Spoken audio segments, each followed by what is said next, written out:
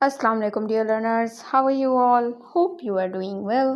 सो आज की ये वीडियो है इस्लामियात compulsory BA, ADA, BSc, ADS, BCom, ADC वाले स्टूडेंट्स के लिए। इस्लामियात कंपलसरी सबकी सेम बुक होती है, सेम सब्जेक्ट होता है, सेम सिलेबस होता है और पेपर भी तकरीबन सेम ही होता है। ठीक है, अच्छा ये बुक मैं आपको दिखा रही हूँ। वैसे तो मुफ्ती मुनीबुर रहमान की बुक मिलती है, ठीक है, वो टेक्स्ट बुक है, एक्चुअल बुक है, लेकिन उसमें बहुत कुछ डिटेल में लिखा हुआ है। उसमें से आपको आंसर्स ढूंढने में काफ़ी मुश्किल हो जाएगी और उसमें से आपको आंसर्स निकालने पड़ेंगे, ख़ुद से बनाने पड़ेंगे, बने बनाए नहीं मिलेंगे। और फिर बने बनाए के चक्कर में आप सॉल्व पेपर लेने जाएंगे तो उसमें बहुत शॉर्ट लिखा हुआ होगा, जो आप अगर याद करके पेपर करके आएंगे तो आपको नंबर अच्छे नहीं मिलेंगे। तो ये एक अदद बुक है डॉक्टर अशरफ पब्लिकेशन वालों की और ये बेस्ट है। ठीक है, सैयद अशरफ अली की है ये। और इसमें जो आंसर्स जैसे लिखे हुए एग्जैक्ट वैसी आंखें बंद करके याद कर लीजिए, एग्जैक्ट उतना ही आंसर लिख के आएँ तो आपको अच्छे नंबर मिलेंगे। सारी हेडिंग्स वगैरह भी हैं, सब कुछ इसी में ही है, जितना लिखा हुआ है ना बस वही याद करें और वो करके आ जाए। ठीक है, उर्दू बाज़ार से आपको ये बुक आराम से मिल जाएगी, आपके घर के कोने वाले जो बुक शॉप है वहाँ पे बिल्कुल नहीं मिलेगी, तो थोड़ी मेहनत करके उर्दू बाज़ार चले जाएं। अब आ जाते हैं हम पास पेपर की तरफ। ये है आपका अभी जो लास्ट रिसेंट जो पेपर हुए थे, ये वो वाला है। यहाँ आप देख सकते हैं ऊपर लिखा हुआ है 3 घंटे का पेपर है, 100 नंबर के मार्क्स हैं। अच्छा, ये आर्ट्स और साइंस वालों का सेम पेपर होता है। ठीक है, कंपलसरी सब्जेक्ट आर्ट्स और साइंस वालों के सेम होते हैं। कॉमर्स वालों के पेपर में थोड़ा सा पेपर पैटर्न चेंज होता है, बुक सिलेबस सब कुछ सेम होता है, सिर्फ उनके पेपर जो उनके कंपलसरी पेपर्स होते हैं ना, कॉमर्स की बात कर रही हूँ, जो कॉमर्स का सब्जेक्ट जो लेते हैं ना एडीसी या बीकॉम वाले स्टूडेंट, उनके कंपलसरी सब्जेक्ट्स थोड़े से आसान होते हैं बनिस्बत उनके ऑप्शनल सब्जेक्ट के, क्योंकि उनके ऑप्शनल सब्जेक्ट काफ़ी ज़्यादा होते हैं, इसलिए उनको थोड़ी कंपलसरी सब्जेक्ट्स में थोड़ी छूट दी जाती है, थोड़े चॉइसेस ज़्यादा दे दी जाती हैं। और इसीलिए उनका इस्लामियत का पेपर जो होता है ना वो तकरीबन शायद 1.5 घंटे का होता है और उनको मेरे ख्याल से 2 सवाल करने होते हैं उसमें से, तो इसलिए उनका पेपर काफ़ी आसान होता है। लेकिन साइंस और आर्ट्स वालों का पेपर यही पैटर्न है जो आपको सामने नज़र आ रहा है। इसमें आपको टोटल 5 क्वेश्चंस अटेम्प्ट करने हैं। तमाम सवालात जो भी दिए हुए हैं इसमें से तमाम सवालों में से आपको 5 सवाल करने हैं। ठीक है, 8 सवाल हों, 9 सवाल हों, 10 सवाल हों, जितने भी हों, आपको सब में से कोई से भी 5 सवाल करने हैं। अब तमाम सवालों के मार्क्स जो हैं वो उनके सामने लिखे हुए हैं और तमाम सवाल वही 20-20 नंबर के होंगे, तभी जाके आपके 100 नंबर पूरे होंगे अगर आप 5 सवाल करेंगे। ठीक है, अच्छा सवाल नंबर 1 आता है, सूरत की कुरानी आयत की सूरत है उसका तर्जुमा और तशरीह करनी होती है। आपकी बुक में 2 सूरतें हैं, एक है सूरह फुरकान और एक है सूरह हुजरात। ठीक है, सूरह फुरकान की भी 15-16 आयतें हैं और सूरह हुजरात की भी 15-16 ही आयतें हैं, या शायद 17 आयतें होंगी। टोटल मिला के कोई 32 आयतें हैं आपकी बुक में। ठीक है, उसमें से ही ये आते हैं सवाल यहाँ पे कुरानी आयत के, और इसमें आपको 3 दी जाती हैं कुरानी आयत, जिसमें से आपको किसी 2 का तर्जुमा करना होता है। ठीक है, अब दूसरा सवाल आ जाता है हदीसों का। आपकी बुक में कराची यूनिवर्सिटी के नाम से आपकी बुक की हेडिंग में देख लीजिएगा, कराची यूनिवर्सिटी की हदीसें अलग से लिखी हुई हैं और सिंध यूनिवर्सिटी की हेडिंग्स अलग से लिखी हुई होंगी और मुख्तलिफ यूनिवर्सिटी की हेडिंग्स अलग से लिखी हुई होंगी, यानी हदीसें डिवाइडेड हैं मुख्तलिफ यूनिवर्सिटीज़ में। ठीक है ना, सिलेबस तो वही है, पूरे पाकिस्तान में यही सेम सिलेबस चलता है HEC की तरफ से, हायर एजुकेशन कमीशन की तरफ से, लेकिन जो आपके हदीसें हैं उनको डिवाइड कर दिया गया है मुख्तलिफ यूनिवर्सिटीज़ को, कुछ पर्टिकुलर हदीसें दी गई हैं।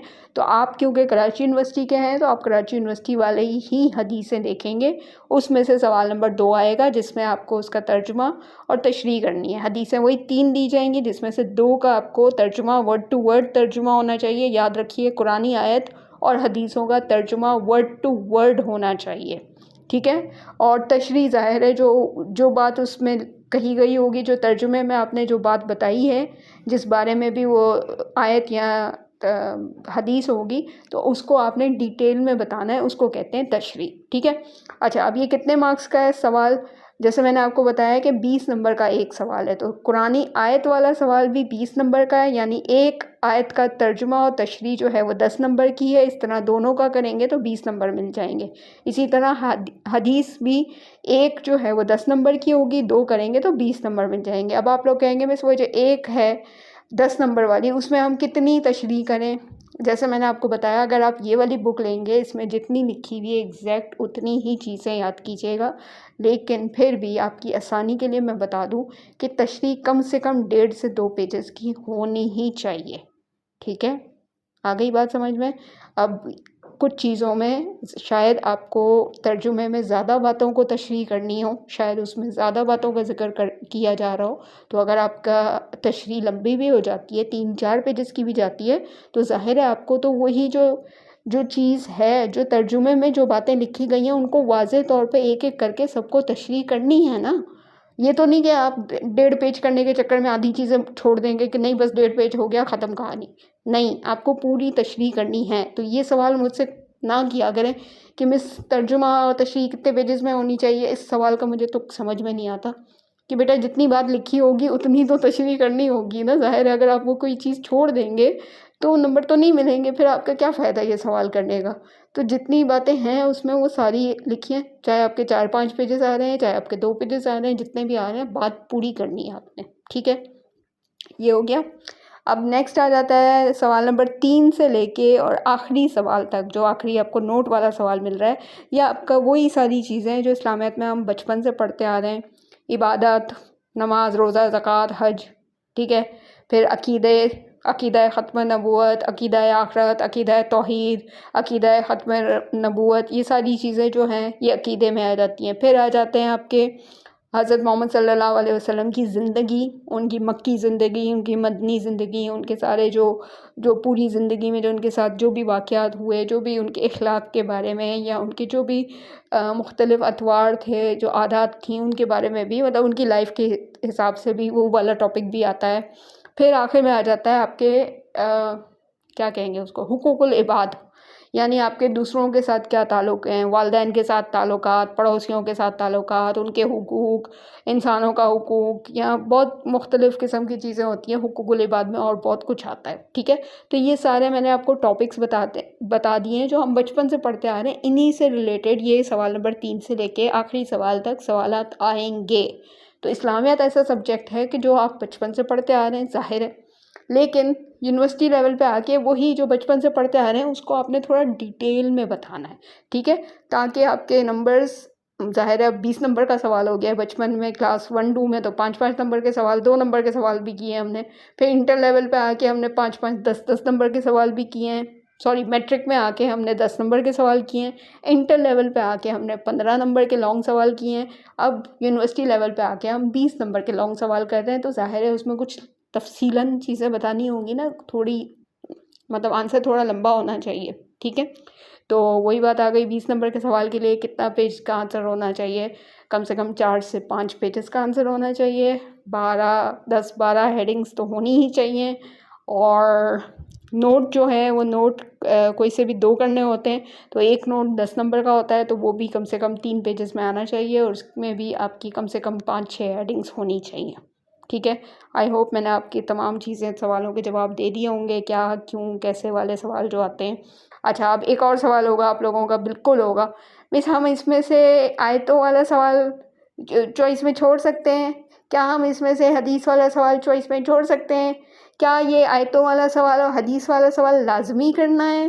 क्या ये हमें पता नहीं कौन कौन से जो बातें आ जाती हैं आप लोगों के पास, कहाँ लिखा है यहाँ पे कि कुछ लाजमी करना है, या ये नहीं छोड़ सकते हैं, या ये छोड़ सकते हैं। जब मैं आपको शुरू में बताती हूँ कि आप जब पेपर शुरू करने से पहले ऊपर हिदायत पढ़ लिया करें ना, पेपर के ऊपर जो हिदायत इंस्ट्रक्शन लिखी हुई होती है उसको गौर से पढ़ा करें कि उसमें क्या लिखा है। उसमें जो लिखा है आपने वही करना है। जब उसमें लिखा है कि आपने 5 सवाल करने हैं, इस पूरे पेपर में से 5 सवाल करने हैं, तो 5 सवाल कोई से भी हो सकते हैं। अगर उसमें कहीं लिखा हो कि हाँ सवाल नंबर 1 लाजमी करना है, तो इसका मतलब फिर ये होगा कि हाँ वो लाजमी करना है। लेकिन अगर ऐसा कुछ नहीं लिखा, सिर्फ ये लिखा है कि कुल 5 सवालात के जवाब देने हैं, ठीक है, तो फिर वही होगा। हाँ, इससे पहले का जो पुराना बीए वालों का जो पैटर्न होता था उसमें सवाल नंबर 1 लाज़मी होता था। सवाल नंबर 1 था कुरानी आयत का तर्जुमा, वो लाज़मी करना होता था। उसके बाद बाकी के सवालों में से कोई से भी 4 सवाल करने होते थे। लेकिन अब एडीए वालों के पेपर में ऐसा कुछ नहीं आया है। वल्लाह आलम, क्या पता कभी आ भी जाए। तो मैं हमेशा कहती हूँ कि प्लीज़ ऊपर से हिदायत पढ़ लिया करें। ज़रूरी नहीं है कि जो पिछला पैटर्न है वो कभी चेंज नहीं हो सकता, और ज़रूरी नहीं है कि अगर वो अभी चेंज हुआ है तो अगली बार वो वापस से पिछले पैटर्न पे ना आए। ऐसा भी हो सकता है, ठीक है ना, कुछ भी हो सकता है। तो आपने तैयारी हर तरह से करनी है, क्योंकि ये वाले सवाल अक्सर मुझसे पूछे जाते हैं, मिस पहले तो ये लिखा था, अब ये लिखा है, तो हम क्या करें, पहले वाला पैटर्न फॉलो करें या अभी वाला पैटर्न फॉलो करें। तो मैं तो सबको कहती हूँ भाई आप सब कुछ करके जाएं। अगर वो पिछले पैटर्न पे आएगा तब भी आप कर सकेंगे, क्योंकि आपने सब कुछ याद किया होगा। अगर वो पिछले पैटर्न पे नहीं आएगा, नए पैटर्न पे आएगा, तब भी आपको तो सब कुछ याद होगा। आप अपने हिसाब से कर लीजिएगा, जो चीज़ आपको ज़्यादा अच्छी याद हो वो चीज़ कर लीजिएगा। तो अगर आप पहले से ही कुछ छोड़ के जाएंगे और आगे से पैटर्न ही कुछ चेंज आ गया तो आप तो सर पकड़ के बैठ जाएंगे कि मैं 5 सवाल कैसे करूँ, मैंने तो ये याद ही नहीं किया। तो ऐसा मौका तो ना आने देना, ज़ाहिर है। फिर तो अगर आप पेपर ही पूरा नहीं करेंगे तो फिर तो नंबर पूरे आने के तो कोई चांस ही नहीं है ना। तो कोशिश करें, आपके पास अभी भी टाइम है, बहुत टाइम है, आराम से तैयारी हो सकती है। इस्लामिया जैसे सब्जेक्ट की तो तैयारी मतलब 5 मिनट में होने वाली चीज़ है, इतनी कोई मुश्किल चीज़ नहीं है। 1 महीने में भी तैयारी हो जाएगी अगर अभी तक आपने तैयारी शुरू नहीं की। और स्मार्टली पढ़ें, पास पेपर से तैयारी कीजिए। और अगर अभी तक आपने तैयारी शुरू नहीं की है और आप अगर मुझसे पढ़ना चाहते हैं, ऑनलाइन क्लासेस लेना चाहते हैं, तो मेरी क्लासेस अभी लास्ट बैच मेरा शुरू होने वाला है इस मंथ से, तो ज्वाइन कर लीजिए। उसकी डिस्क्रिप्शन नीचे आपको डिस्क्रिप्शन में मिल जाएगी, फ़ीस वगैरह की डिटेल सब कुछ लिखा हुआ है, वो पढ़ लीजिए। और साथ में एक लिंक दिया हुआ है, व्हाट्सएप लिंक है, उस पर जाके मुझे मैसेज कर दीजिए और अपना कार्ड सेंड कर दीजिएगा, इनरोलमेंट कार्ड, रजिस्ट्रेशन कार्ड, और साथ में जो सब्जेक्ट आपने पढ़ने हैं उसके नाम लिख के सेंड कर दीजिएगा अगर आपने मुझसे पढ़ना है तो। ठीक है, फिर मिलती हूँ नई वीडियो के साथ। अपना ख्याल रखिएगा। अल्लाह हाफ़िज़।